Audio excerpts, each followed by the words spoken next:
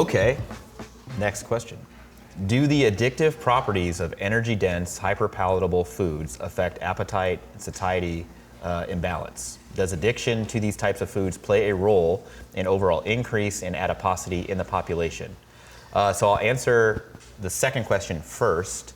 In a subset of individuals with excess adiposity or individuals with obesity, yes, there are addictive behaviors engaged that are part and parcel with their food-related behaviors, whether that's food seeking and the type of foods that they buy, and some of them certainly are hyper-palatable, ultra-processed, energy-dense foods. Food addiction is a small subset of obesity in general, and the contribution of food addiction or particular addiction to specific types of either macronutrients, whether it's carbohydrates, fat, or the blend between, or particular foods, is a current area of research that is pretty controversial. I will link in the description below on this video and then tell you, the audience, that there is a great, it's called Great Debates in Nutrition, in the American Journal of Clinical Nutrition, on food addiction and like whether it's a thing or not, and then how to think about this. And so the distillation from that, and as far as I interpret it, is that if food addiction might be a thing, although regulated through different pathways than other addictions, and it is a small subset of individuals with obesity in general. And I don't think that I would strictly limit that to energy-dense, hyper-palatable, ultra-processed foods, because there are other foods that people are addicted to that don't necessarily qualify for that in that small subset.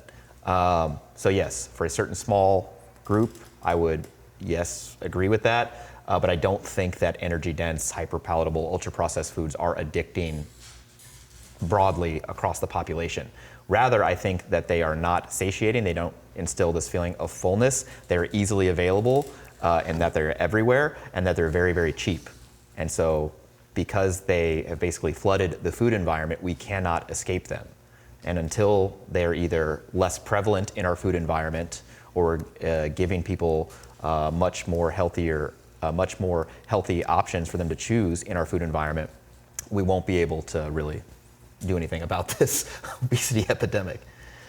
I mean, we've been saying this every seminar and podcast and Q&A. If you don't change the food environment for everybody, like, we are not going to fix this problem.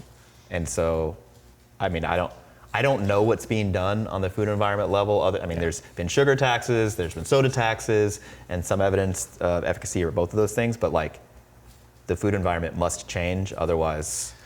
If you don't change the food environment, our only hope to put a substantial dent in the problem is with these highly potent medication treatments that we have available. Yep. Unfortunately, a substantial portion of the population collectively is opposed to both of those things. Yes. They want neither food environment changes, because that involves big government and things like that, nor do they want medications, because that's a crutch, and you should just try harder, because it's a, puritanical society. You got to pull yourself up by the bootstraps. There you go. And then just slog through it. Because So I walked up. Good luck to everybody out there. Yeah, good luck. Yeah, good luck. Very optimistic message here at the Barbell Medicine Seminar.